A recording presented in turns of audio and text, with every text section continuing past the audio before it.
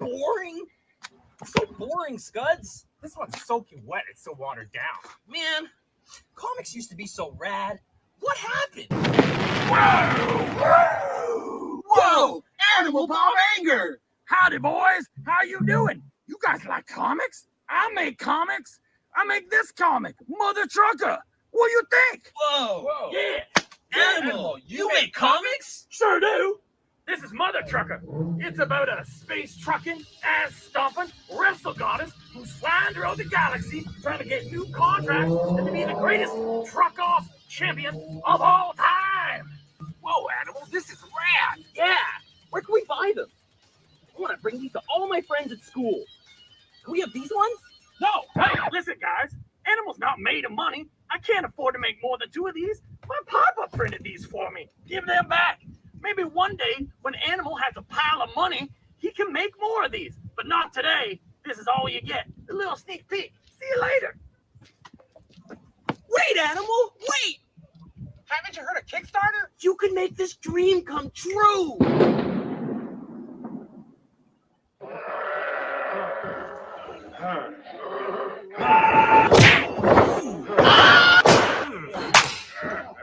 You haven't heard of Kickstarter? Guys, printing a lot of comics costs a fortune. It's really expensive.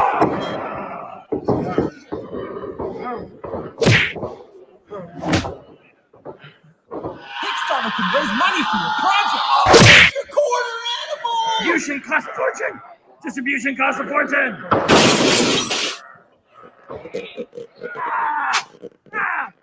Oh, God. It's going to cost too much. It's too expensive.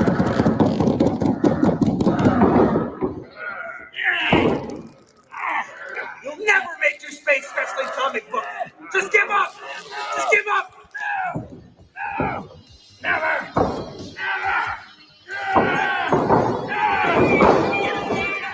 Hey! Kickstarter's away then!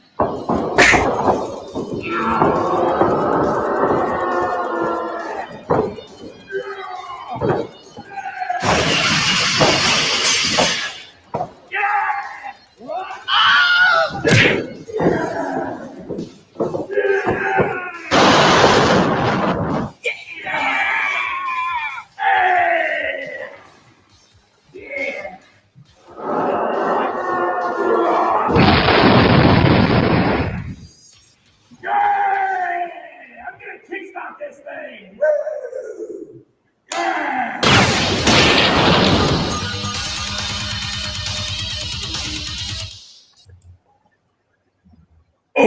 Yeah! Oh, yeah! Yeah. Pretty cool. Mother Trucker. That's the coolest infomercial we've seen in days. Yeah. How's it going, man? Good. Welcome to the show. Congratulations on being funded. And what was it, 3 hours? Yeah, 3 hours. It was like a crazy day yesterday. We've been working on this thing for months, and I've had the idea for Kickstarter, this like my comic, for 4 or 5 years. I got into wrestling and becoming a pro wrestler because of making this comic. You know, you always hear like stories of like actors going to like, they go get a job in a certain place so they know how to like, be a sous chef or something like that. And when I moved to Montreal, like indie wrestling here is just gigantic. It was non-existent in Toronto. I think they needed special permits and insurance in Toronto. So the 12 years I lived downtown Toronto, they just didn't have indie shows that I knew about. I'm sure they were happening, but they just weren't like on flyers or advertised like downtown. And I just, and it was during like the sort of like 2000 era after, the Attitude Era. And I just lost interest in wrestling and it wasn't put in front of me. And then in 2012, when I moved to Montreal, a few of my video game friends took me to a show called Battle War and IWS, 2 like indie shows. And they were just, I was in the crowd where my friends and I are like, we had just done a big job for Far Cry 3. We're like partying and like my mind was blown. It was like I was a little kid again. And I mean, I was obsessed with wrestlers and wrestling, 80s wrestling with like, Macho Man and Hogan and all that stuff, Undertaker. I was obsessed as a kid. And going into my teens, I had The Rock and Stone Cold, and I was, just wrestling was up there with all of, the comic stuff I loved. And then it just went away when I was in art school, and I have a degree in like sculpture and fine art and all that stuff. But the whole time I wanted to be a comic creator. So when I left and went to Toronto, I didn't hear about wrestling. So when I came to Montreal and they started bringing me to every show, you just get addicted. I started meeting the wrestlers. I started doing posters and T-shirt designs for guys. And one of the wrestlers, Shane Hawk, that's his sort of stage name, Superstar Shane Hawk. He goes by Professor Hawk now on IWS. His name's Andrew Stott. We started becoming friends, and he got me to like come to they opened a school, like a IWS dojo. So they got me to come to the school. I think I was like one of the first or second students that went to the school. And I went for a few classes, and, you're taking crazy bumps, and like after you can't move, just like, my body, like for like 2 days, you just can't move because you're not in shape. Like wrestling, to be in wrestling shape is bananas. And then I had a big job doing a comic series. I think I was on Southern Cross, and then I came back to the dojo, and I've been there ever since. It's been 5 years that I've trained at that one spot. And I started doing matches regularly, maybe a couple years ago, where, you do a match on the weekend, 2 matches on the weekend. And then when I got married and had a kid, my wife was sort of like, I had like a 3-match limit. She's like, you can do 3 a month. Because I was also like a comic creator, and I do that 18 hours a day. Mm-hmm. So it was like, all day I'm drawing comics. I come home, be a family man until about 10, and then I do it till 3 a.m. So that and wrestling was a bit much. So I was only doing 3-4 shows, but then COVID hit. And when the restrictions opened up a little bit, I started training with Speedball Mike Bailey, who's like a really insane, arguably the best wrestler in Canada. And, training with him has just been like a real treat. And I get to train with like Channing Decker and Jeremy Barnoff, like some of the best wrestlers in Quebec and Toronto and Ontario once a week. And I'm really, really lucky. And my game is now like, now I'm really wrestling. Now it's really good. Yeah, it must be, because those sound effects were amazing. Oh yeah. My favorite is Jeremy. He goes by Prophet, or sometimes he's Black Dynamite, the guy that got me in the power bomb, and then he like gets me in the Boston. That sound of like, it's actually like the sound of a balloon rubbing. You know what I mean? I thought that was the funniest thing I'd ever heard. My wife edited that whole video. My wife Sylvia Rack is like a painter, like super high realist painter, and studied in Florence. So I don't know if you remember, but I lived in Italy last year. Yeah, I remember. 2019. Yeah.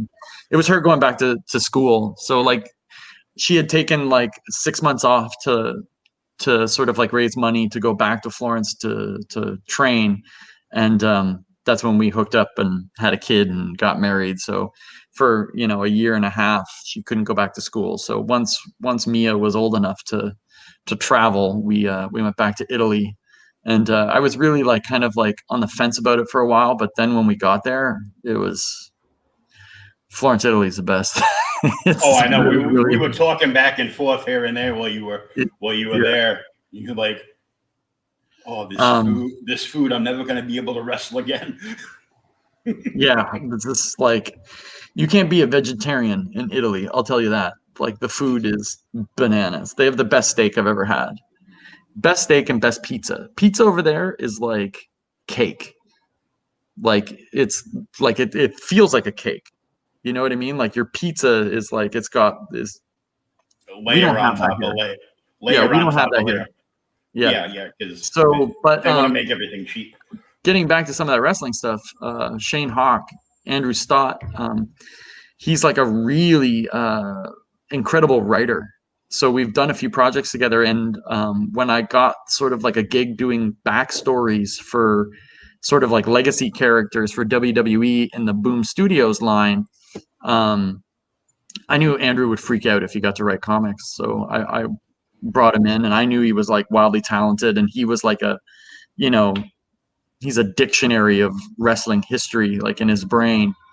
So it started off, we were gonna co-write, and then immediately in the first project, I was like, you're too good at this. You just do it. And he just wrote some crazy, amazing little short stories for us. And when we first pitched them, I think we had like 25 stories on different legacy creators. And they would kind of come and pick one or two. And like, we had some crazy ones. We had ones where if we were a regular thing, Chris Jericho would come back and forth in time to like get new scarves in each time period. So we had like Brock Lesnar was like the time beast, and he would like travel through time and fight all kinds of like dudes like Genghis Khan and like, Alexander the Great, and just like, like Brock Lesnar show up and beat them up.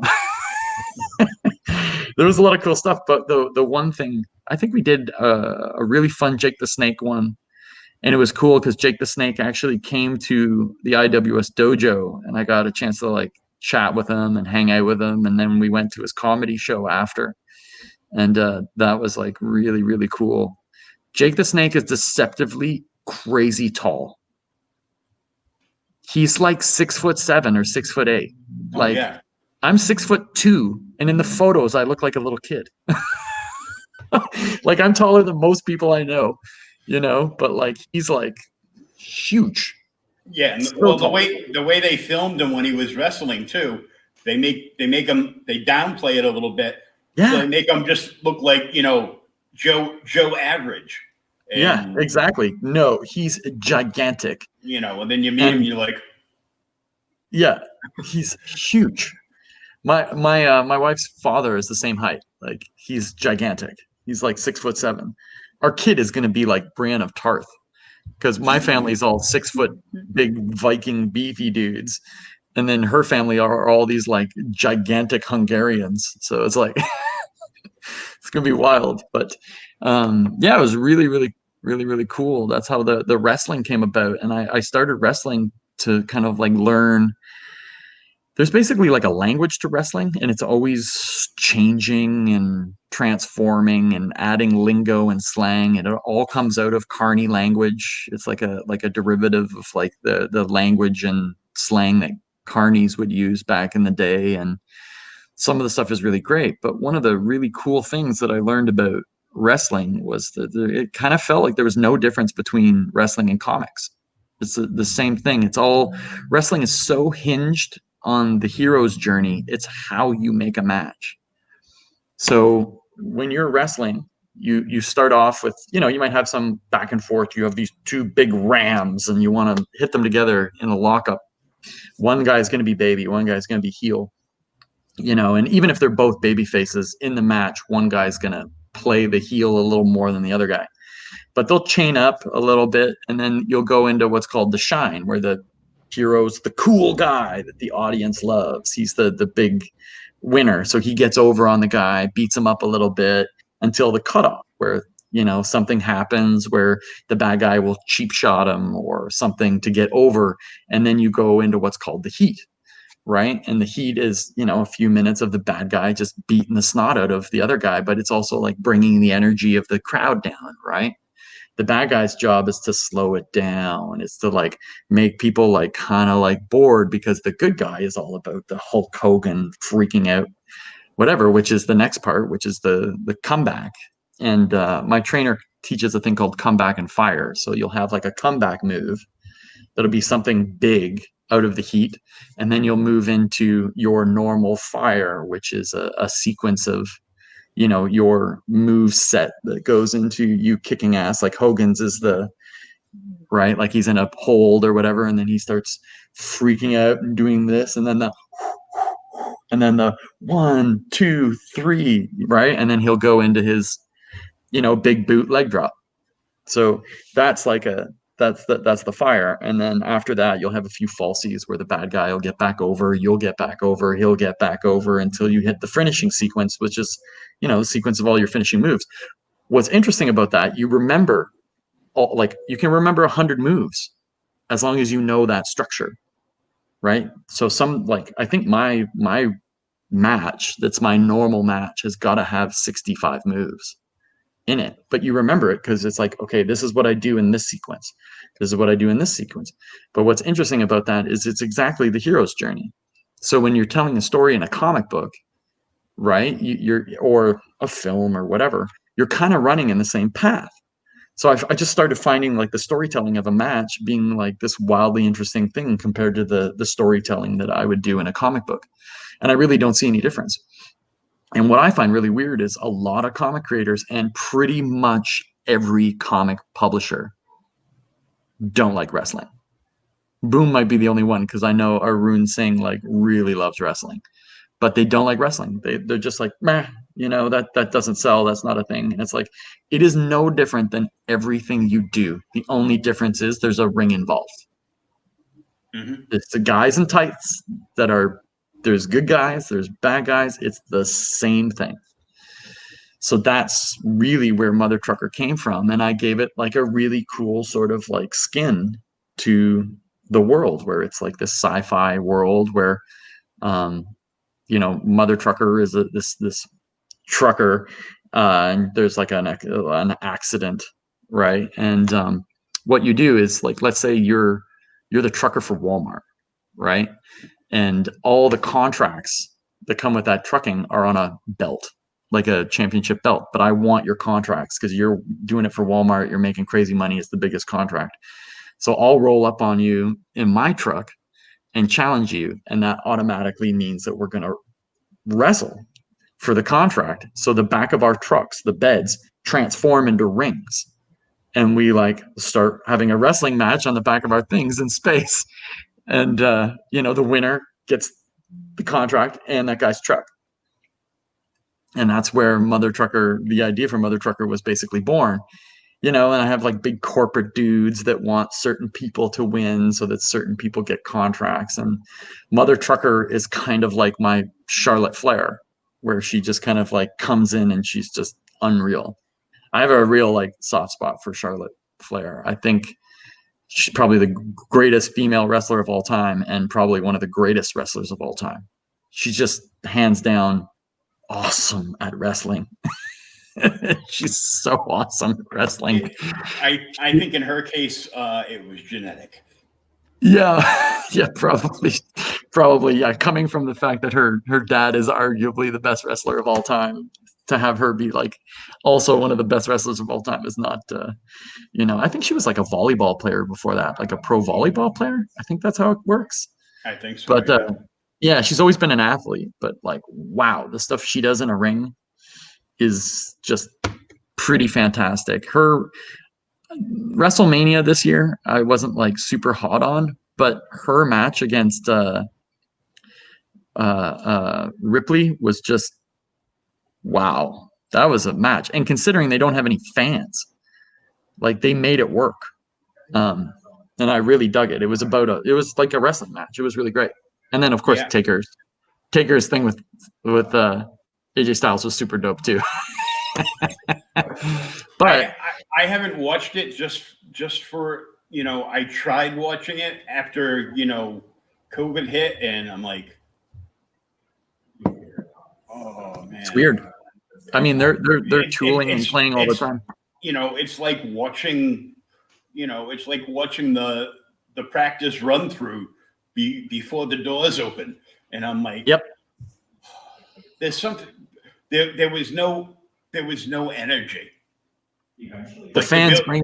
Yeah, that energy from the fans in the stands is missing, and so they have to perform like 10 times better than they normally would on any night. And I saw it with AEW, where they would have everybody from the back come out and space out to try to do a little, fill the void a little bit. And yeah, I mean, nobody did it better than the game a couple of weeks ago where they filled the stands with all cardboard cutouts of South Park. So good. And I'm like, that's awesome. Yeah, that's wrestling. That's really good. It was the Denver. It was the Broncos. They went out and they bought every single cardboard cutout for every single South Park character for like the last 20-something years, and they just put them in the stands and basically fastened them to duct taped them to the front of a seat, and they were just there, and they were panning around. They weren't even looking at the game half the time. They had like one camera panning around looking at the audience. And it just reminded me I have to watch the pandemic episode of South Park. I haven't seen it yet. Oh my God. Yeah, I've been told it's a doozy. Yeah, so AEW is great. Actually, the Dark Order, so Evil Uno and Stu Grayson, I've worked with them a bunch of times, and they're local guys. And I think my best match that I've ever had was against Uno. Not hard. He's one of the best wrestlers like in the world. He's crazy good. He's so creative, but like being in that match with him, it just two giant crazy characters in a match together. It was like everything about the match just went off like a hitch, and like I think there was times where we were like laughing at each other in the match because it was like so funny. Like and then after the match we went for beers, and it was just like really exciting. It's so fun when you come out of a match and you're both like super charged about the match you had and how much fun it was. That's not all the time, that doesn't happen very often, but like that one was like really big. I think that's my best match that I've ever had. And Stu Grayson, one time I had a match against him, and he was in a panda suit. It was like he was like dressed as a giant panda, and like I was wrestling him and biting him and stuff. It was like really funny. But on 205 Live, Everrise, Chase Parker and Matt Martell. Matt Martell was my trainer for 2 years in Montreal at IWS up here. And he was awesome. And he's really funny. And I'm glad that they're letting them kind of off the hook a little, like off the chain a little bit on 205 Live, because there is no better bully heel that I've ever seen than Matt Martell when he's going. He is a brilliant heel, like brilliant and hilarious. Like we're talking like Biff from Back to the Future hilarious. Like he's so good. Like I remember when Kevin Owens was like a gigantic heel, like and a gigantic bully. I mean, Matt Martell is like easily as good as that. Like if they let him go, he's the most entertaining thing you've ever seen. I've had a bunch of matches with him, and I won my first title off of him, and it was crazy because he was my trainer, and he knows exactly what I'm not good at. I'm a planner when it comes to wrestling and stuff in life. Like I have to have it like written out, planned, all figured out. My weakness is like pure improv sometimes, right? Like it's okay. It's not great. And going into that match, he just walked up to me and goes, "Okay, let's go." And I was like, "Whoa, whoa, whoa." Whoa, wait. He's like, no, come on, let's go. Maybe I'll let you do your finisher. Probably not. And I was like, okay. So we get out there, he just beat me up. And then right at the end, when it was supposed to be my finisher, he just called schoolboy, but I couldn't hear him because the crowd was going crazy. So he kept having to yell it at me. And finally he had like an entourage, and they powdered him, right, with the magic powder. And I just rolled him up for a schoolboy. But like, yeah, he was crazy. He was so good. But I mean, what's amazing is like we scheduled this podcast, and it was right when I had my first coffee of the day, which is when I'm my most Gabby. Oh, well, that's perfect. See, I remember it. Mother Trucker wasn't named yet, but our interview a couple of years ago when you were doing your run on Vampirella. Oh yeah. And Southern Cross was banging, and I had asked you what would be your fantasy book to do, and I threw out the idea. I go, what about if the Southern Cross was hosting a space wrestling tournament?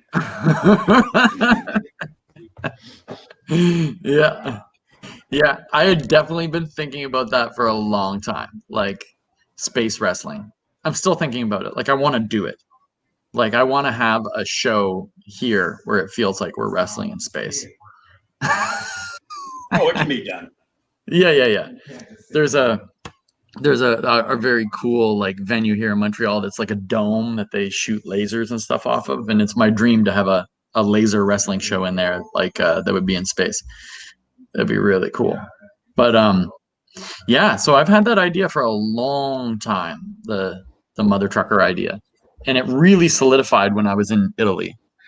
I was doing pound for pound, and on the side I was writing Mother Trucker. So I have 12 issues written. The other 6 are loosely written, but I actually wrote those before Mother Trucker because the whole comic was about the character you see in the preview, Big Rig. It was about him and his daughter, and that was going to be the whole thing. And then when I was in Italy, I was looking at a lot of Italian comics, and I kind of wanted to make something. And I was like obsessed with, watching Charlotte Flair wrestle. So I was like, I think I want to make it about the mama. And that's where Mother Trucker came from. And so I have there's 6 issues that are going to come out, I guess, for this initial first book. But each of them is a little standalone, the stories, right? But they're all based on wrestling things. Like the first one's the Shine, the second one's the Cutoff, the third one's the Heat, the same way as a wrestling story is, match is kind of like planned, which is kind of funny. But there's so many wrestlers coming up. Like there's 2 main bad guys. One guy's named Ricky Heat. He's like a cross between The Rock and Ric Flair.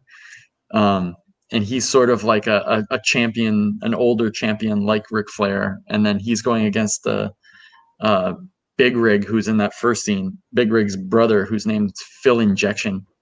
And Phil is kind of like my Shawn Michaels. And Mother Trucker is that's the big feud happening in the galaxy, is these 2, Ricky Heat and Phil Injection. And Mother Trucker is kind of wedging herself in there to become the new champion. It's going to be really, really fun. But every single comic has a big match in it. So it's going to be, I wanted to have it built in that there's a wrestling match in every single comic. So the next one's really cool. She takes on 2 truckers that are ladies. It's like a lady duo. And one of them is named Tina Torque. So really cool. Yeah. So yeah, it's really really fun. She gets this dog that's half pit bull, bulldog, cross with Godzilla. So it has a Godzilla head, and its name's Trucky, and it kind of gets her out of trouble all the time. It's gonna be it's really cool. And then there's a Vince McMahon character that's overseeing everything, and he's the one that kind of created Mother Trucker because he wants a big sort of gigantic lady champion that's going to take over, because he can't control Phil Injection and Ricky Heat anymore. They're kind of out of his reach now, so he's creating a new hero, and she doesn't know that she's sort of being steered by the villain. It's going to be kind of neat.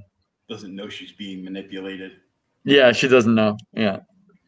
One of the first books I thought of when I saw all the different promos and everything for this was Shirtless Beer Fighter.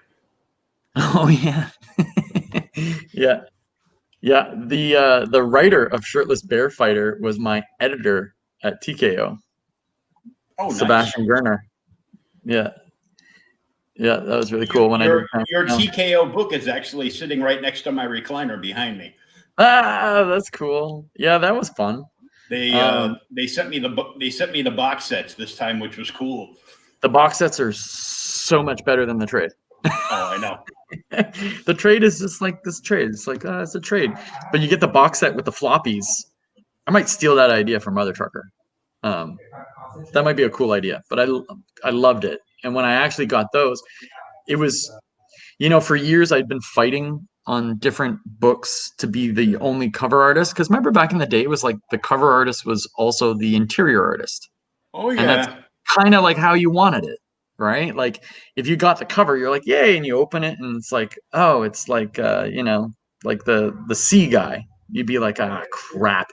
Like you get a Jim Lee X-Men cover and you open it up and it's, not Jim Lee. You're like, ugh. So I've been fighting to be like the cover artist, and that's probably one of the first books I ever did where I did covers for the entire run. And they were adamant about it. They're like, no, you have to do the covers. And I was like, Yeah. Kill Shakespeare the whole time I want to be the cover artist, and they kept hiring other cover artists behind my back. and I'd have like little fits, right? So, but yeah, it was the first one, and I'm really happy with all those covers. So seeing it in that box set with all the different issues and all my covers on there, that was like really special for me. That was like really, really cool. Oh yeah, it was a great book. I loved it. Yeah, it was cool. Like Natalie, I wasn't sure what to expect because she worked in TV, and I had seen some of her shows, and I loved the Terminator, the Sarah Connor Chronicles that she worked on. Oh yeah, that was great. Love that series. It was so dope. But I also didn't know what to expect, and as soon as I read like issue 1, it was like John Milius hardcore. Like she was like hardcore, hardcore action, and I was like, okay, like this thing reads like a Punisher.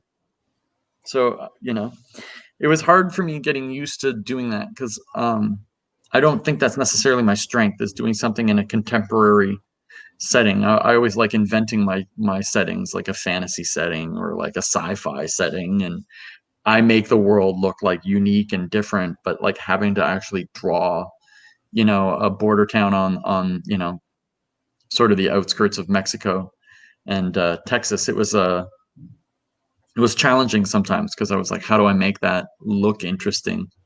I mean, I can flood it with tons of stuff in there, but like it was tough, just doing like a contemporary thing that was like, something that, is like an action movie. A lot of times I think comics should be, in my opinion, places and things that you can't do in film. Like Alan Moore's idea that he doesn't make comic books for film. He makes comic books that only could happen in a comic book world. And I feel like I'm sort of like on that same sort of like wavelength or train. I don't like things to look sort of just contemporary, and I hate drawing contemporary cars.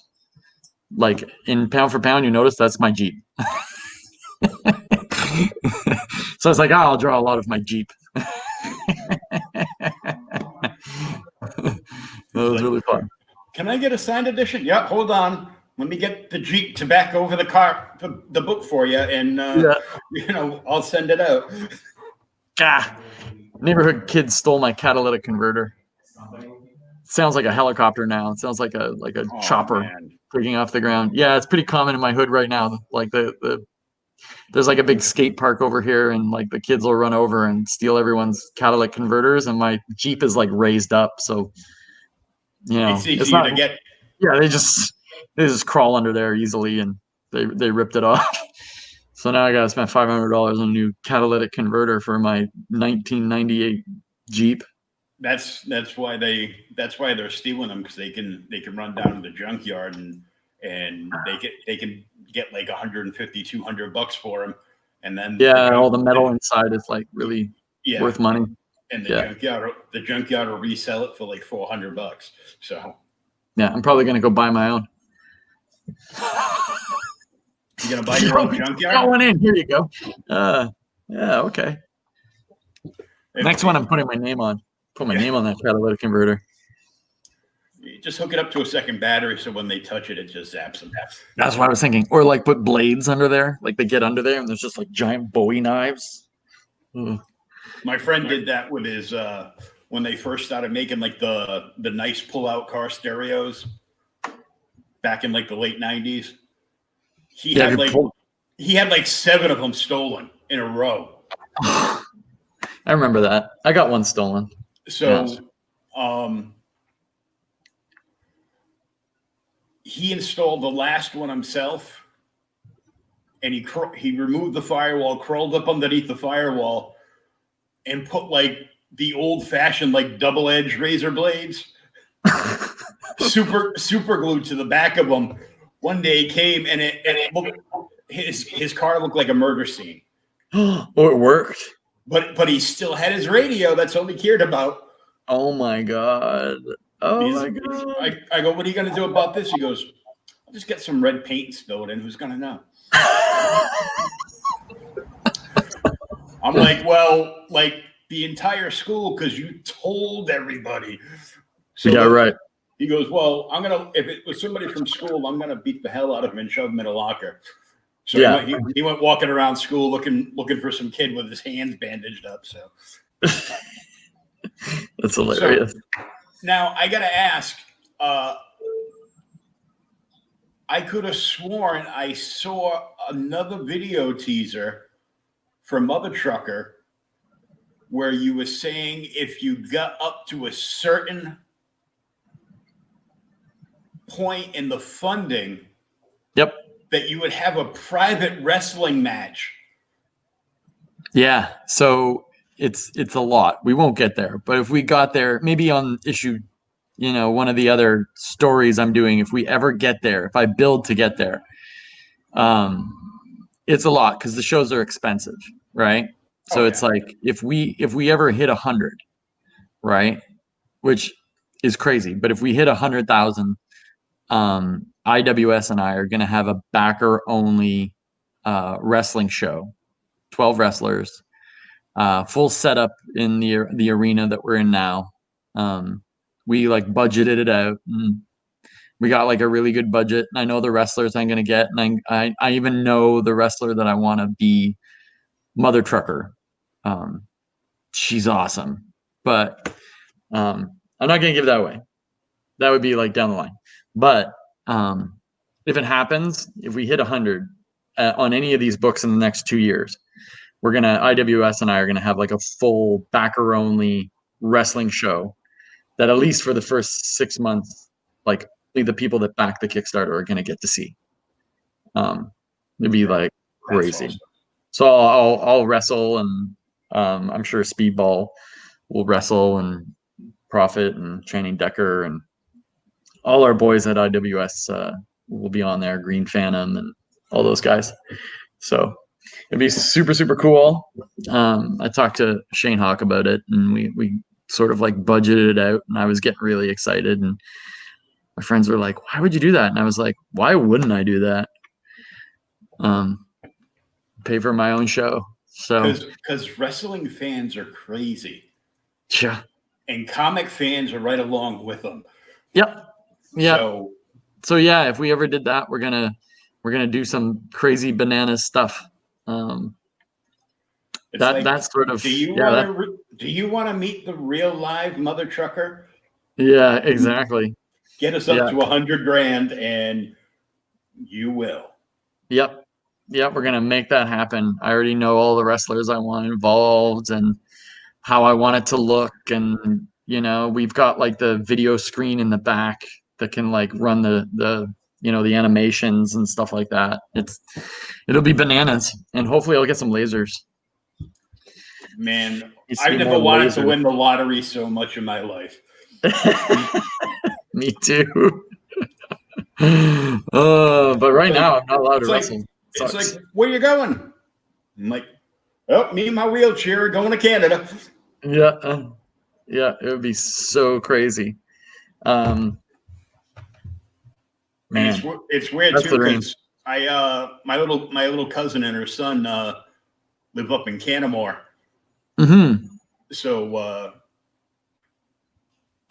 her son splits time between lives full time with mom, but spends like 1 month of summer with dad, plus weekends and stuff, and then they come down here because my aunt and uncle live in Kansas. So, but they all come down to Mass because they have a summer house down here, and all the family, all our family all own cottages like in the same, in the same cove down here. So they get to spend a lot of time down here. So he gets to travel around and everything. So it's kind of Triple cool. H is from Mass, isn't he? Yeah. Yeah. What city is he from? I knew it off by heart. Now I forget. But he's from maybe. Yeah, he's from Mass. I'm pretty sure. And what's really weird is I just found out the singer of Striper, Michael Sweet. Oh, no way. Lives like a 45-minute drive away from me. Oh, that's crazy. I'm like, oh man. Yeah. My dream, like when I finished like all these books in the first series, because there's 2 series, like totally ready to rock. In the first series, I'd love to show the books to The Rock. I think that would be super, super cool. I even have a cop named Officer Jabroni that's kind of based on The Rock. Hey, Officer Jabroni, get over here. He's Officer Jabroni. We got donuts. Yeah. Well, this is like kind of like my He-Man. So there's going to be like just tons of wrestlers in this thing, and all the wrestlers are just built. Every one of them has a build like the Incredible Hulk. I want to take a look at this now. So, while your goal was 68.26 and you're up at $11,737, 219 backers, 31 days to go. Yeah, man. That's insane. Yeah, it's crazy, man. Yeah, yesterday was insane. So, yeah, 6,700 is basically my budget for making and printing and shipping and coloring the book. Mm-hmm.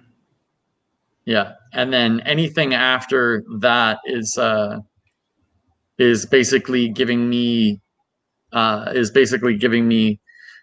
income to do part 2.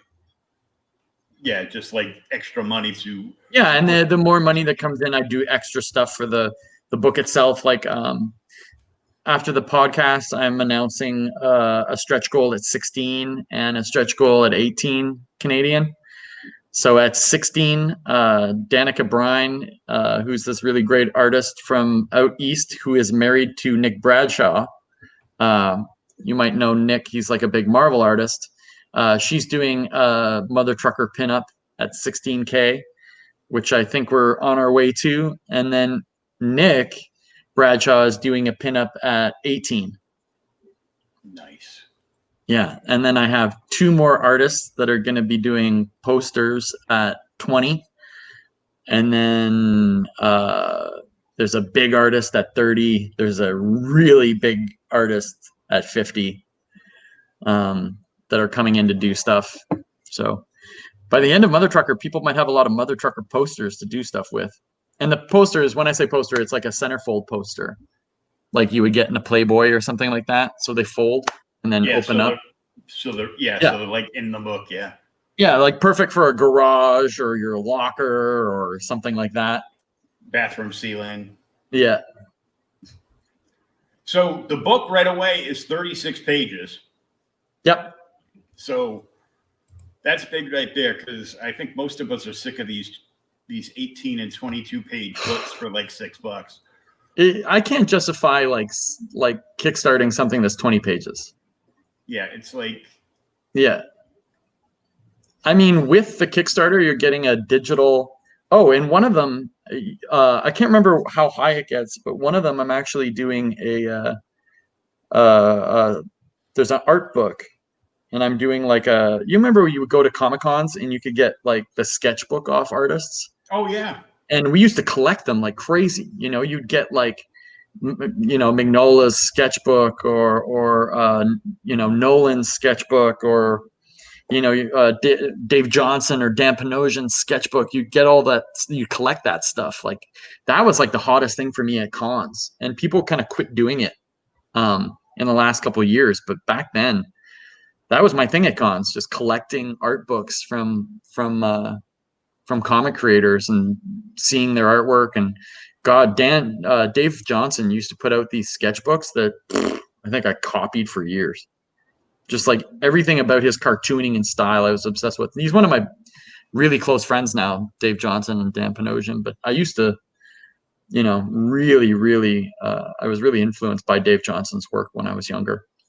So you'll get a physical copy of that. I think it's like at 25 or 30. You get like like if you bought the comic, you would also get a physical copy of the art book. But digitally, you're going to get like a digital one that's 40 pages. And I think at 20, it opens up and you get 80. It's like 80 digitally, right? Like a PDF, and it has like 80 pieces of art. It's going to be super crazy. Yeah, because over in one of the boxes to my right, your left, I have 2 pieces of original art from I think back in 2010.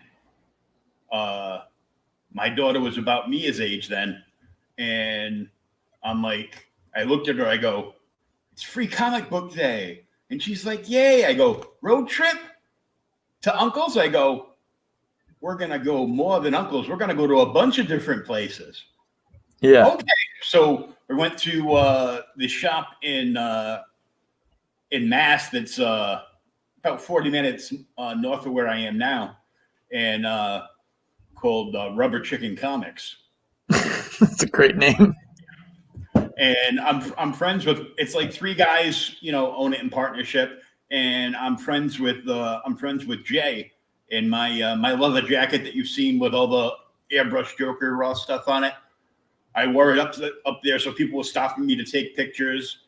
And then they were doing at that time it wasn't long after the Boston bombing, so they were doing a benefit for people that were affected by the terrorist act, and they were raising money by posing with like cosplayers. You would donate like, a minimum like $15, and you could get your picture taken with, whichever character you wanted. So, I got my picture taken with Deadpool. My daughter got her picture taken with Harley Quinn 3 times. And, we just had a grand old time, but we went into the shop. In the back of the shop, they had Craig. They had 2 artists. They had Craig Russo, who just came off of Dynamite's Death of Red Sonja series, or Kill Red Sonja, and Jack Purcell that had worked at DC for a while on Batman and stuff. So I've got an original sketch like on a backer board of Joker that Craig did for me, and Jack Purcell was selling his sketchbook, and he did like a quick Joker sketch on the outside for me. But that's great. I still collect Joe Linsner's sketchbooks like every year. Yeah, that's awesome. Yeah, I'm like, I got a half a short box, and it's nothing but his sketchbooks. Oh, that's awesome. The other half is just random covers he's done for like the last 5 years. Yeah, those things are great. I was obsessed with those art books. Oh, God, yeah. I have so many of Mignola's sketchbooks. It's crazy. I had them out just the other day. I was checking them out. They're fantastic. I never got my hands on the first one, and I was in like a live sale on Facebook for the store out in Arizona, and he had like a stack of early Linsner sketchbooks. Yeah, and he's showing them, and they're all like, either $20 or $30 a piece, and I'm like, oh, you're killing me. And he flips and he's got the very first one. I'm like, well, I know I don't have that one. Yeah, right. Yeah. You know, so I got that. So issue 1 is 36 pages, full color. Yep. Written and drawn by you. Yes, both of me. Both of you. You and the animal. Yeah, mostly the animal. He does most of the work. Yeah. Most of it, yeah. Yeah. So he's got to take those 2 promo copies back off the kids. Yeah, exactly. That was hilarious. You can't have these. Yeah. My Yeah, mom it'll be purchased these for me. yeah, it'll be part of a 6-part series. Each issue will be around, 36 pages, and it's going to go for, it'll probably take me about a year and a half, 2 years to get through the whole thing.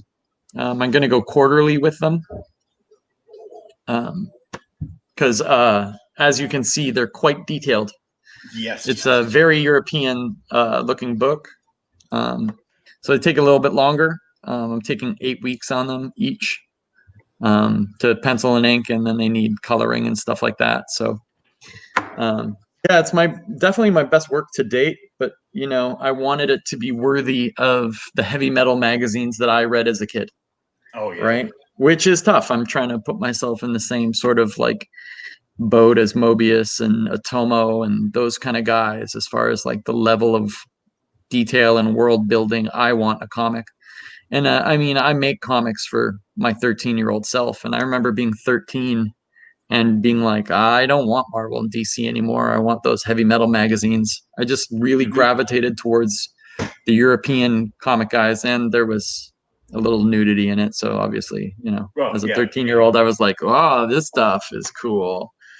So that's sort of like what I'm making is kind of a combination of my wrestling life, my comic life, my interests as far as like the books I read. My wife and I are very much into like Italian comics and this sort of thing. It's going to be the digital versions. You're going to get English and French, and I'm talking to someone right now about getting in Italian and German right now. Oh, nice. Yeah. It's fun. I do these like advertisements on Instagram, Facebook, stuff like that, and it gives you like sort of like where the people are looking at your stuff the most. And by far, so far, it's Paris and France, and with Mother Trucker, it's Paris, France, and Texas. Yeah, baby. Yeah. Right now, Texas is dominating. It's badass. I can't imagine why. And the age group is really wild. It's 13 to 17. While DC and Marvel are making books for YA and kids, like the 13, 17-year-olds are like all over my stuff right now as far as when I'm looking at the numbers.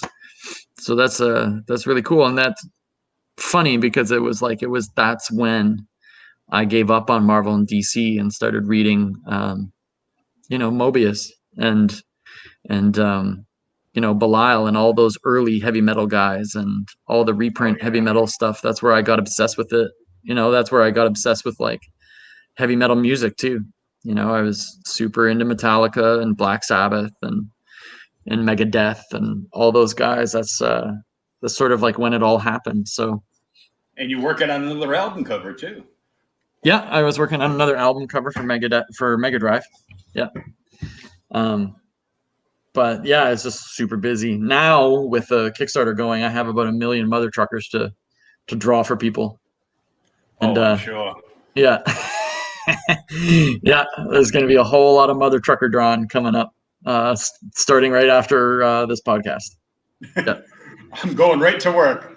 Yeah, I got to go right to work and start drawing till I can't draw no more. That's going to be this month. This month is just going to be like drawing my butt off the entire time and then trying to keep people excited about the book and that kind of stuff. I'm doing wrestling promos all throughout the month, and it's going to be really funny. Like Animal's going to do like, Macho Man style classic promos, and we're going to do a bunch of giveaways, and we're going to do, I'll do live sketching and a whole bunch of stuff. We got a whole bunch of plans coming up that are going to be really cool, but just keeping up with the last 24 hours has been bananas.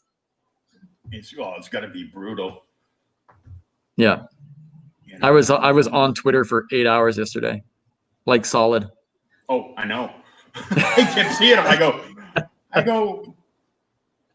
I just like the post that I scan down and it's like, oh yeah, there it is. Okay. Yeah. Yeah, it was going crazy.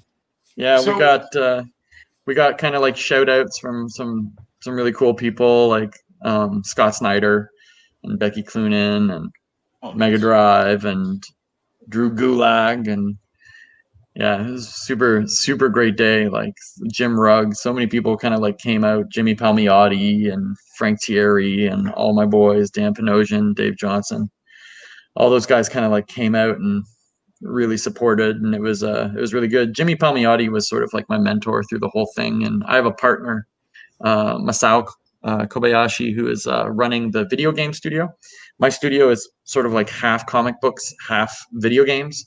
mm-hmm. There's a video game startup, so all my buddies who worked at UbiSoft kind of like broke off to make their own video game place called Cut to Bits. They're starting their own game, and he was my partner on this because they're gonna run Kickstarters eventually. So he wanted sort of like practice as to how it goes down and stuff like that. So yeah, we were on social media the entire day yesterday, and we did it. It was pretty cool. Now I'm looking at the rest of the team that worked on the book. Obviously, your letterer is from Southern Cross, so you've known them quite a while now. Yeah, Serge has been with me for years now. Since 2012, we've been doing stuff together. Yep. And what about your colorist? I know they've done work over at HeavyMetal and many places. Yeah, so Tato Caballero was they brought him in for the Megadeth comic I did with Dan Fogler. Mm-hmm. And it was when I went digital, and the first 3 pages I did because I had to draw a certain way for pound, because the first 2 books are traditional and the last 4 are digital. So I had to have my digital work look like my traditional. So it was a little clunky sometimes. But at the same time, in the background, while I was in Italy, I was tooling around with like a new style. It was like, getting the iPad and going digital for me was like, before I was like sort of like a Navy SEAL, and then they gave me like the super soldier serum. All of a sudden I could do anything I've been trying to do for years. So I had been developing this style, and the Rattlehead book with Dan Fogler for HeavyMetal was the first one. But when I got the colors back, it like took what I thought was my best work and like put it way over the top for the look that it had. It just looked phenomenal. I was freaking out. So we did another project with HeavyMetal together, and then when this started, I knew I wanted him for this book. Like, he just has the right fit. He's from Mexico, and his color style and just everything about what he was doing was really cool. But when I started getting Mother Trucker pages in, I was just like blown away. Blown away. They're easily my best pages I've ever drawn, but then to see the colors, especially on that second page, like not every page for sure, but like the page beside the truck. When I saw that page, I was just floored. Like, holy crap, I can't believe we're producing this. His palette is insane. Yeah. And it needs to, like, it was very colorful. Like a lot of colors, and at first I didn't know what to think, and then I was like, you know what, it fits this story so well. Like, if you think about an 80s He-Man or Transformers or anything like that with a modern comic book coloring sensibility, it's exactly that. Like, this is exactly the way it should look. So yeah, I was really pumped because I come from a period of comic book history where everyone wants to be colored by Dave Stewart with 3 colors. Mm-hmm. You know what I mean? Like, if Dave Stewart got on your book as your colorist, you knew that he was going to make you look like $1 bajillion. Like whatever happened after this, Dave Stewart was going to just make you look like you're worth everything. And I feel the same way about Tato when he does my work. As soon as he gets on there, it makes it look better. And I feel like it's my best work. So, man, he's just killing it. Wait till you see the rest of the book. The rest of the book is so badass. Yeah. It was so funny because this first scene works so well as a hook, right? But this isn't even the mother trucker stuff. Like the mother trucker stuff coming after this, where she's in a match against the bone smuggler, is like crazy. It's crazy. I can't wait for that. I just want mother trucker to pin me. Yeah.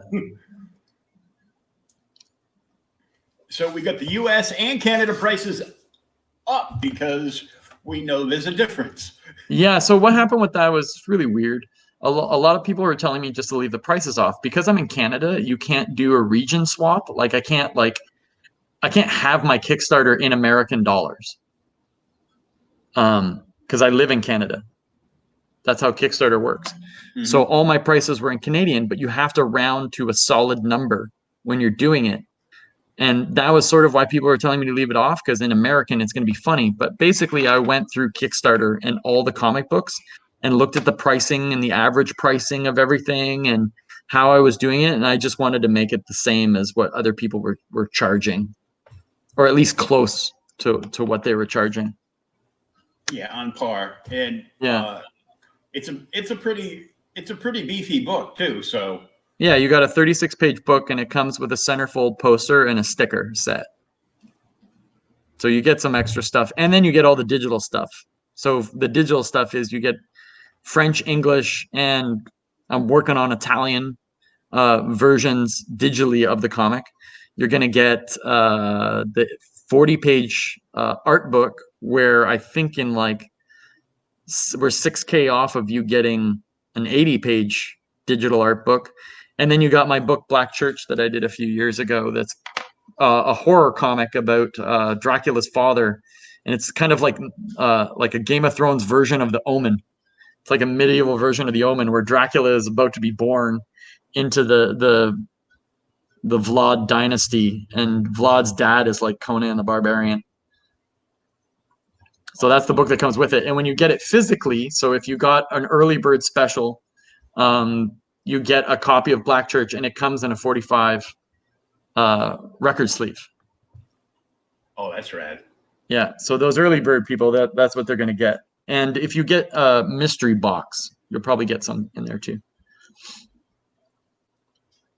Yeah, mystery boxes are going to get, we didn't really specify what the mystery box was, because it's a mystery box, but like you'll get all kinds of comics from my warehouse. So I have just, 17 years of comics. So you'll get some, Kill Shakespeare, you'll get some Southern Cross, you'll get some Black Church, you'll get, I got all kinds of stuff back there. So it's like, there's no conventions for me to unload these books this year. What am I gonna do? Yeah. Ooh, Kickstarter mystery box. Oh, Kickstarter mystery box. Yeah, you're gonna get tons of comics. That's gonna be really fun. So yeah, you can see the Black Church there. It comes in that sort of like 45 record sleeve. Oh yeah, and you get a copy of the script, which is gonna be really funny because I rewrote the dialogue once I saw the art. So you get to go back and forth and be like, oh, that's different. Oh, that's different. Oh, that's cool. And I added a bar scene that isn't in the script. That's really funny. I was like, every first sci-fi thing needs a good bar scene. And when you're in a universe full of space truckers that are wrestlers, that can be colorful. Yeah, ever since 1977, we needed some kind of cantina in every sci-fi epic. Yeah. And it just felt wrong not having a cantina scene. Just felt like it's super wrong, especially with all these gigantic wrestlers in a cantina. I was like, oh, it's too funny not to do it. I got to do it. It's kind of funny because you're talking about talking to people to get the book done in Italian, and I actually bought. I get a deal off of an online guy that I buy off of on occasion, and he had scored a bunch of Italian DC comic books with some pretty nice covers, and then he showed off. I've got 2 copies of the Italian version of Green Lantern #1 from this Morrison run. Whoa, cool.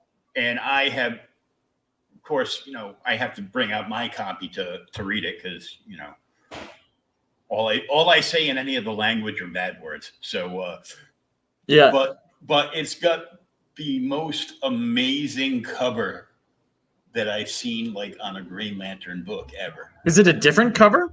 Oh yeah, it's an Italian cover. You want to see it? Yeah. Hell yeah. That sounds dope. Let me power up my Mobius chair. Excellent.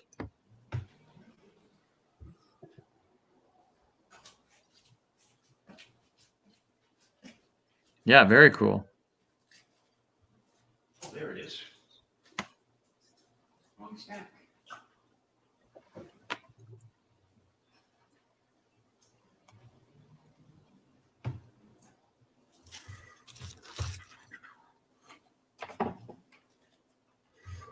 What's that back here?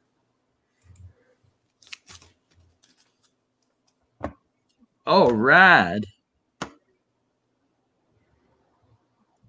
Lanterna Verde. That's awesome.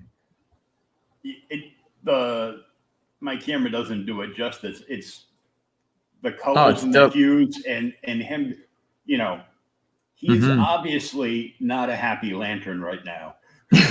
Yeah. I don't know if he just got a colonoscopy and he's leaving the doctor's office or, what's going on. Yeah. But, I mean, it's just rad. And it's got the, it's a DC title, but Panini Comics from Italy is the one that does like distributes. Yep. Distribution, everything. And I brought two suitcases back from Italy full of comics. Oh, nice. Yeah, we had 6 suitcases coming back. It was crazy. And 2 of them were just we bought 4 extra suitcases and loaded them with comics. Well, I mean, we lived there for like the year, so it was like we had accumulated clothing. Clothing was so much cheaper down there, like, and better. So I bought tons of clothes because it was like really cheap. But I was that's amazing. That cover is just, it is. Yeah, super cool. I just wish they had come in from Italy signed. But yeah, that'd be cool.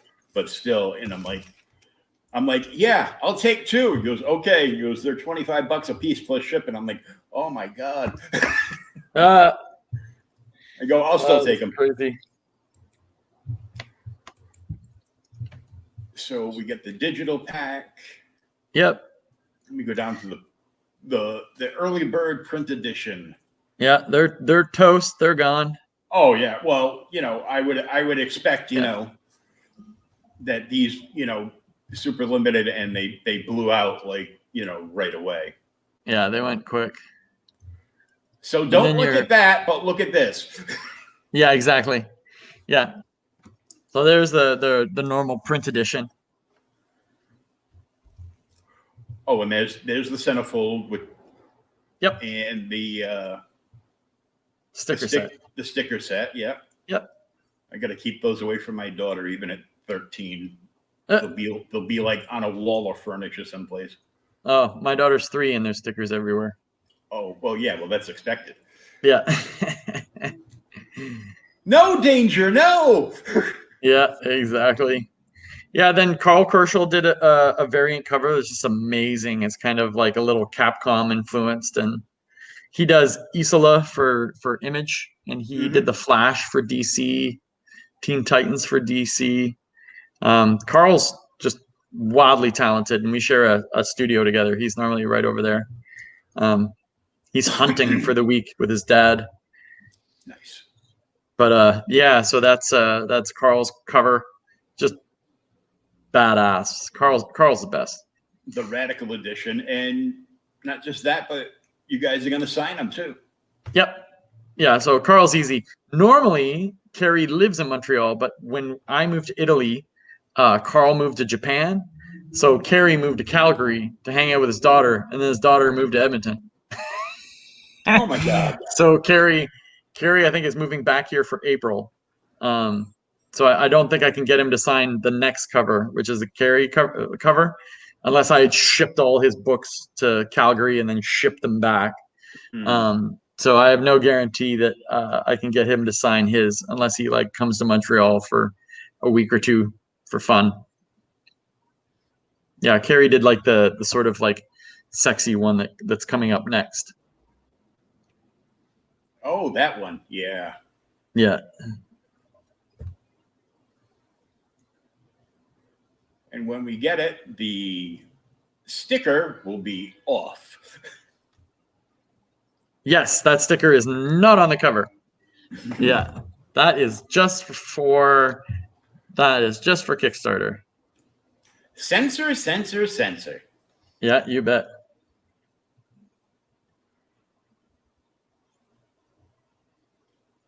Signed, digital reward, centerfold pinup, postcard sheet, variant cover. All very cool. And to top it off, the complete cover set. Yeah, that one's really cool.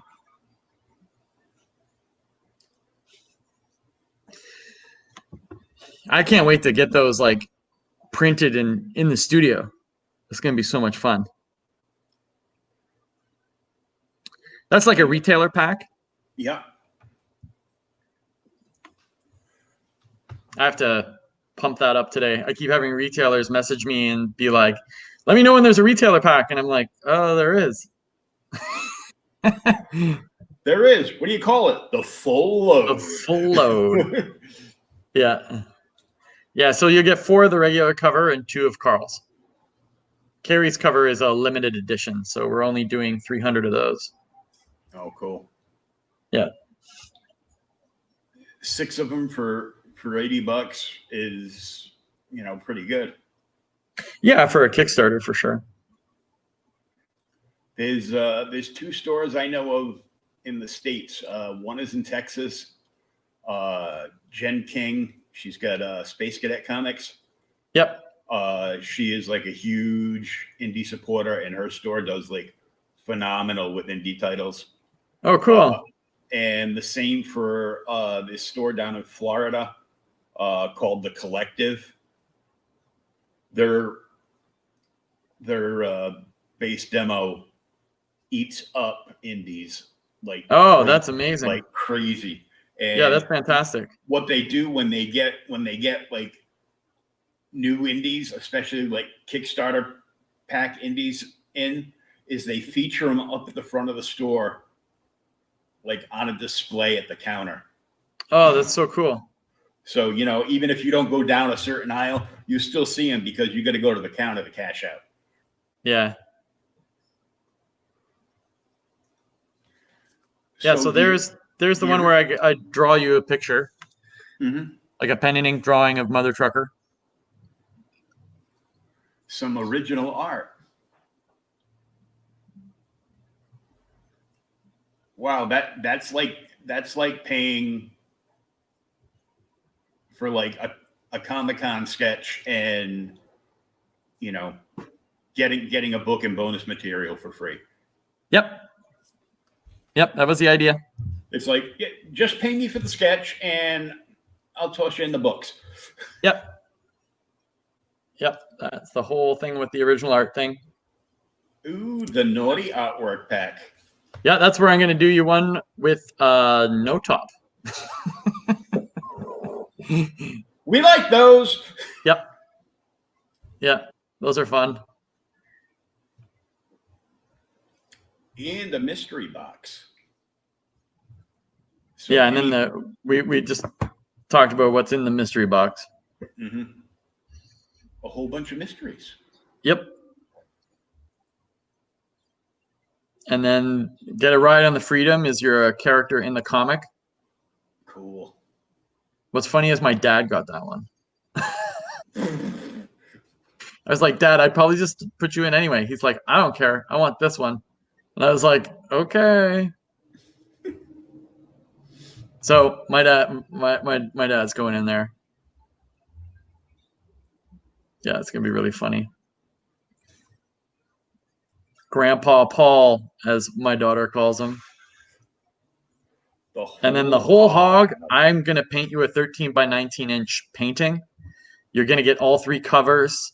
You get the mystery box. You get the centerfolds, and we just hit 15K on the Kickstarter, which unlocked another centerfold. So there's actually now 2 centerfolds for every comic.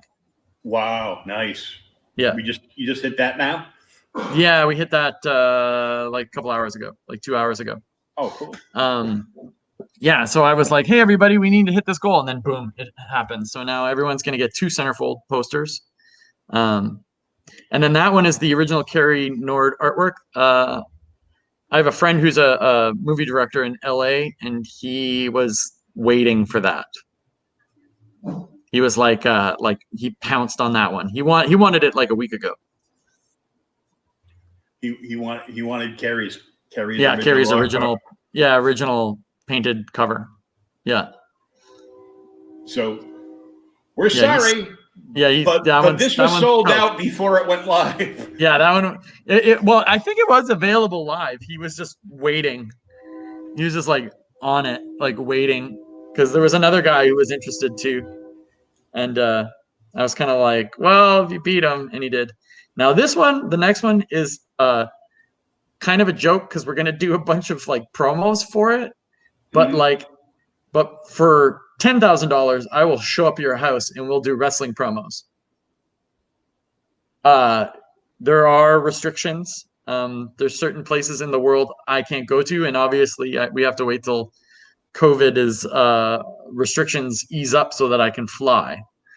But that one, I'm going to show up as the animal at your door with the painting, all the centerfold posters, the sticker set, the mystery box, and all 3 comics covers. No one's going to get that one, but that's I gotta win the lottery. Yeah, that's a funny one. So I would like show up. Be with awesome. I would love to cut wrestling promos. Yeah, I'd probably show up with Shane Hawk. Probably come with me, and like we'll do promo work with whoever gets it. And if there was no COVID, we'd probably do some sort of match business. But yeah, you're gonna show up with Scud and Turbo. Oh, you want to come too? Okay, so my partner who plays Scuds in the video, he wants to come too. Yeah. Come on down. Yeah.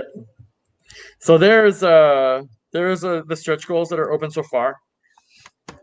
So 8K, I didn't know we were gonna hit this so fast. So I had a thing in it if we hit $8,000. So we have digital wallpaper like for your computer that everyone's getting now. And so it's part of the digital pack. You're gonna get 3 wallpapers with for your phone, and then 1 for your computer. So landscape and I guess portrait. Yeah. Yep. I couldn't think of it either. Yeah. We hit the 10K, so we're doing spot varnish on the cover. So it'll be a nice shiny mother trucker on there for you, and the logo will be spot varnished.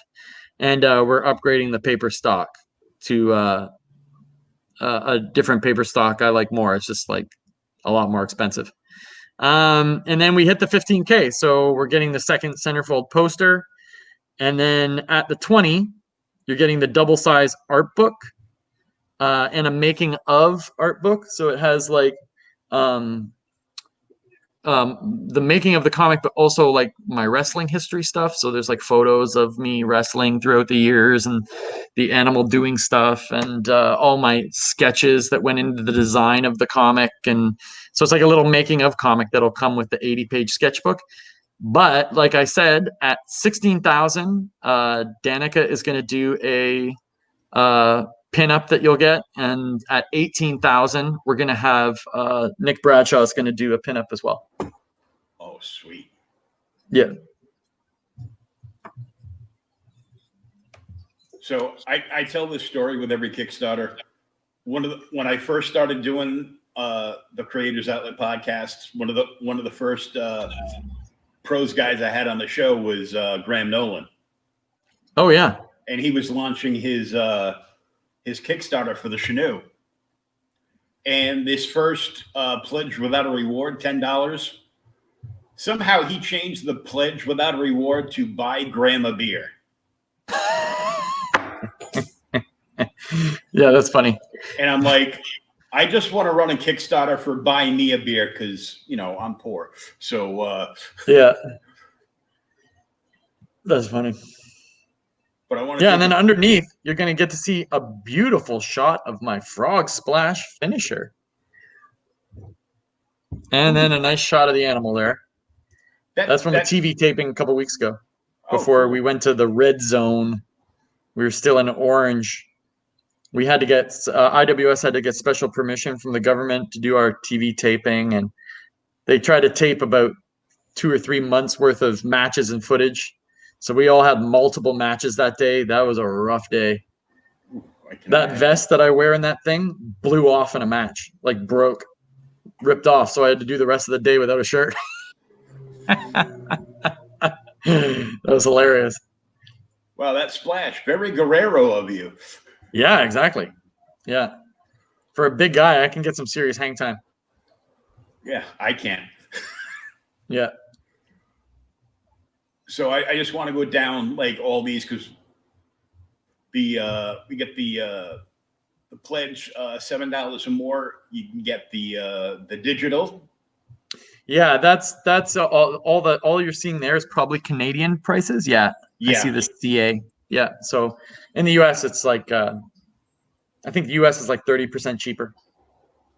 Yeah. So it's like I said, there was like it's weird. I had to do it by region. If I could have done it again, I probably would have done it in American prices just because it's, a little more appealing to see the 5 instead of the 7, obviously. Yeah. But that's how it worked out. So I put the prices on there. 14 or more Canadian, you get that's about 10 American. Yeah. Yeah. You get the deluxe. Yeah, I remember when I was a kid, we'd always get the books, and I would always get scared when I go up to the counter and be like, "Oh, how much do these go up?" No, that's the Canadian price. Yeah, and that's what I was worried about. I just didn't want I didn't want people to look at it and be like, "Oh my gosh!" It's like, no, it's Canadian. So I made sure that the American prices were on all the graphics and instead, they just saw a mother trucker and went click. Yeah. Yeah. All those prices are competitive to what other people are charging on Kickstarter. Oh yeah. Yeah. We looked at a lot of Kickstarters and kind of came up with an average price. And, I offer obviously a lot more when you're getting the comic itself, Yeah. When you're getting physical, you get a poster, sticker set. You get like all of the digital stuff. Yeah. So you're getting quite a lot for 25 American. It's pretty crazy. Yeah.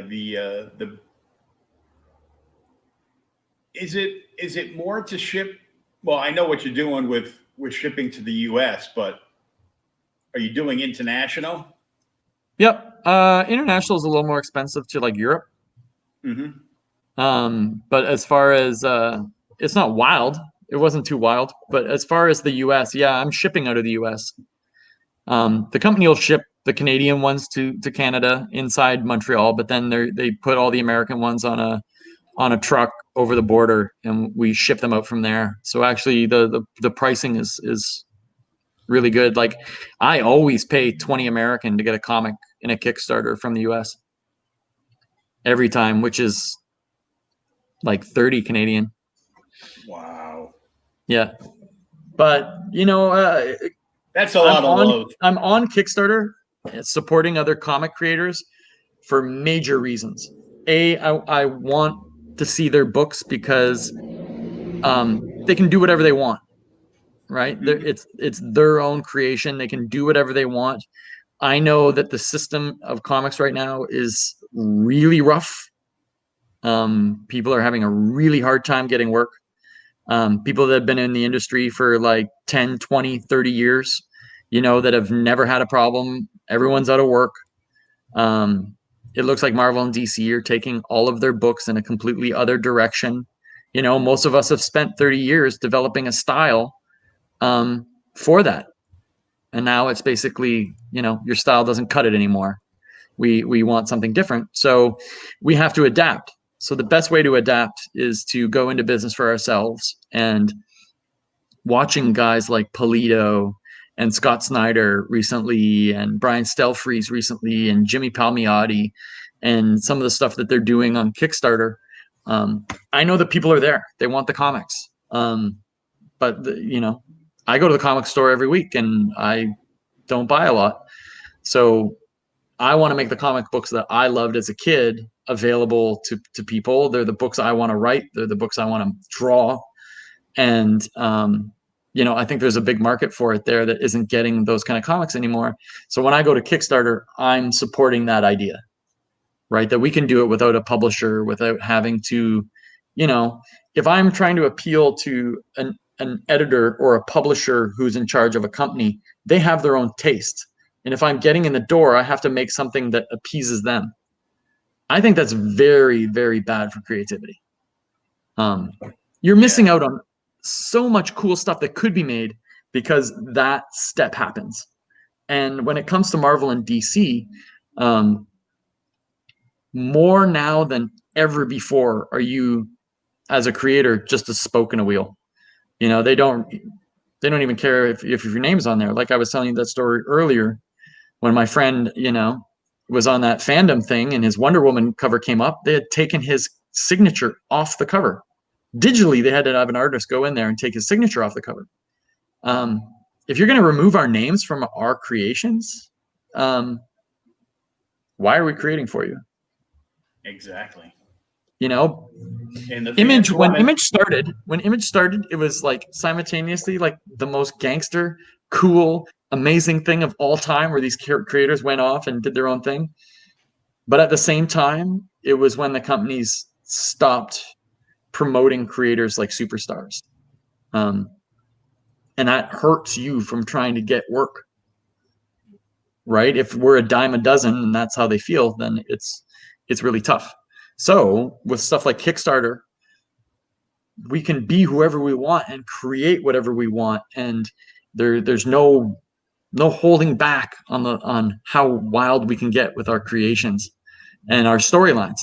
So I'm starting a company up with Carrie Nord called Lethal Comics. And it's exactly that. We're going to run off Kickstarters.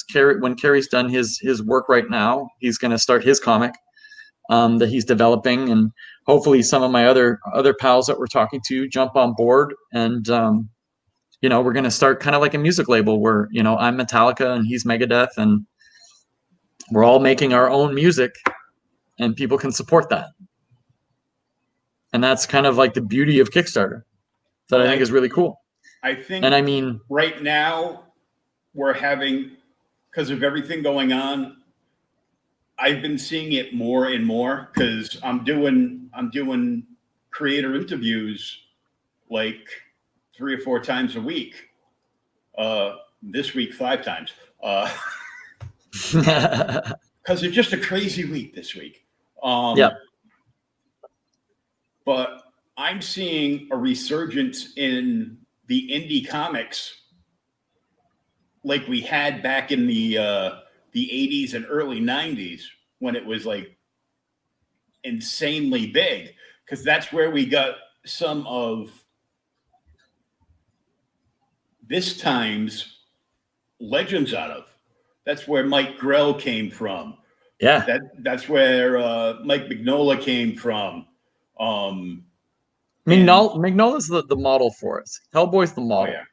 He was when I was coming up, like in my late teens, 20s, into my 30s, he was just the model. This is a gangster. I'm gonna make what I want to make, and that's the universe. I'm gonna make my own universe. This is what I want to make. I don't want to play in that sandbox. I want my sandbox. He has always been like the model for for what I think most of us wish we were as creators. But when you're in a system where you need to make money, we try and fit into, you know, these other boxes that, you know, we always talk about being Mike Mignola and no one ever does it. And because of COVID and all this stuff going on, I did some big stuff in early 2020 where I was doing animation, and I just had to, and I sold Southern Cross to NBC, Universal. And congratulations. Yeah, so they want to make an anime in Japan. And, you know, the Canadian government gives us a lot of money. It just kind of like worked out that I had this like, this sort of like nest egg. And my wife was like, you know, you're not getting work at Marvel and DC. You're not getting work at Image. It's time, you know, it's time to do this. So do you. So, and everyone was pushing me in that direction, and I just started, and the rest is history. We did 15K in 24 hours. Yeah. Well, and I'm not Scott Snyder. No. I know, you know, I've been pushing you. I've been bugging you like, you know, a couple of times a month. You ready yet? Yeah. You ready? You ready? Yeah. You ready? You ready? Well, there was so many things when we were talking for that huge amount of time. It took forever to get that Southern Cross deal happening. Oh, yeah. And there was a bunch of deals that were on the table that all fell apart. At one point, I had a publisher that was going to hire me to do Mother Trucker to the tune of 90 G's for the first trade. And it just all fell apart. It's just like, it was so weird. I was scheduled to do Warren Ellis's next book for Image. And he kind of like quit on me around Christmas time. And my family subsequently, you know, I was, you know, didn't look for work because from September until then, I thought I was on his book. And then he quit right before Christmas. So we were broke. And, you know, just everything fell apart. The Mother Trucker deal fell apart. The Warren Ellis deal fell apart. Everything fell apart. And then out of nowhere, I just started doing like crazy high paying animation for video game companies in Montreal. And it gave me normally what I make in a year in 3 months. And it was the hardest 3 months I've ever worked. It was sleeping 3-4 hours every single day. I was 24 hours a day or 7 days a week for 3 months, drawing my ass off for this animate. I would say it was about 25 minutes of animation, half hour of animation. And my wife was painting it, and like I hired 2 more painters on top of that. My mom had to live with us to look after our kid, and I was just burnt right out after. But it was enough money to sort of like really last us, and it really helped out. And that's when Mother Trucker happened. And now, like even now, I have enough money to do the second issue. But you know, the more it comes in, the bigger, the better, the longer I can do this. You know, if it hit, the more stuff you can add on to subsequent issues. Yeah, and everything like else. if the Kickstarter hit $30,000, that's enough for me to work until next summer, just doing Mother Trucker, just pumping out issues and pages like crazy. That's phenomenal. Yeah. If we hit 20, like I'm covered till April. Montreal's pretty cheap, comparatively speaking to all of Canada. It's sort of the last cheapest city with the most fun culture and all that kind of stuff. But with COVID, you can't even go out. So, you know, I don't need a lot of money per month, but you know, right now, if it gets to 20, that takes me till April, and we're going to throw another Kickstarter in March or April for the next book. And then, you know, another one in June, and then another one in September, and until we get this whole thing wrapped up. That's awesome though. Yeah. And that's the dream right there. I want to just do my own work, and I've had this idea for 4 or 5 years, and it's finally happening, and all the hard work is paid off. And it's and yesterday, like everyone who backed the Kickstarter, I can't thank you enough. Like, you don't know what it means. This is like a Rocky moment. There's no corporations behind me. This is just Rocky Balboa getting in the ring against Apollo Creed. Yep. Super underdog. It's like you just ran up the steps and you're like, yeah, it was walking home from the studio yesterday was just such a good feeling. It was so good because it justified that, this is what I'm supposed to be doing. And somewhere in the mix of all these mother trucker issues, you're going to have a day that you're going to be completely blown away because you're going to get an email with the teaser trailer for Southern Cross. So. Oh. Yeah, that'd be nice. That'd be crazy cool. Yeah. So yeah, like we wanted to finish Southern Cross, and we got like the sort of like no, and I was like, you realize like it's gonna be a show, so what can I do? One day, Becky wants to kickstart the last 4 issues of Southern Cross. She's pretty she's pretty hardcore about that. So that might happen this year. That might happen 2021. Yeah, because I was bugging the hell out of you. It ended like this. Where's the rest? Well, yeah, gonna be a while.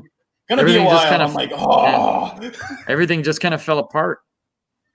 Yeah, it was kind of like the same as like Deadly Class for Wes. I mean, their comics are still running strong, but like their show was such a great show, but the Sci-Fi had sold all the pieces off to it, so Netflix couldn't buy it because the rights were all over the place.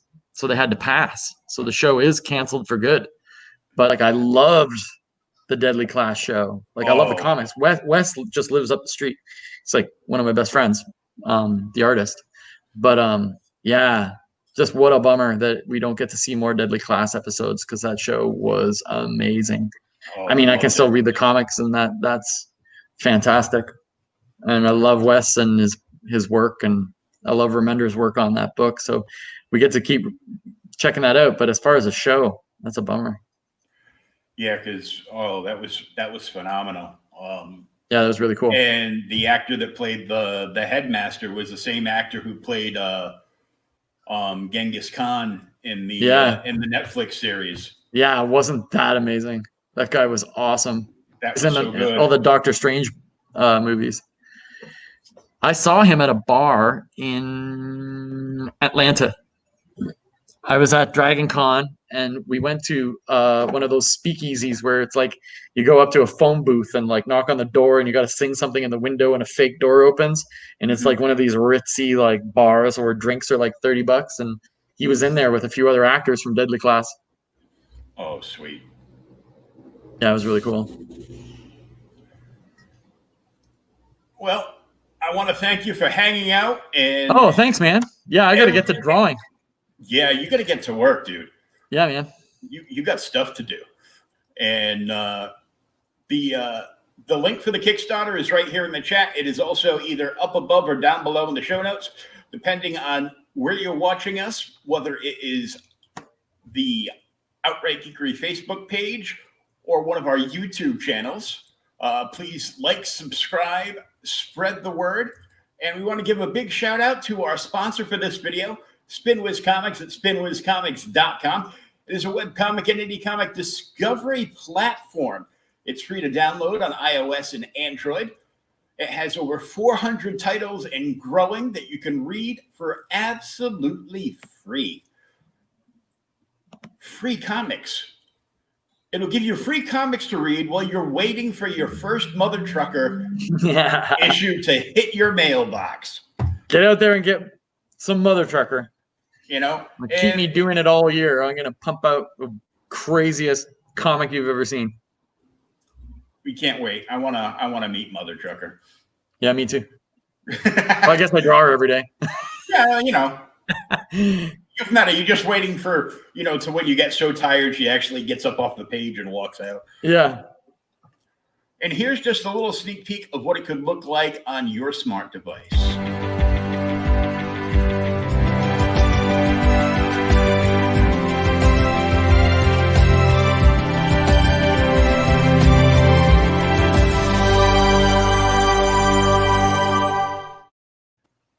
That's the hashtag right there. Creator-owned comics, the way to go.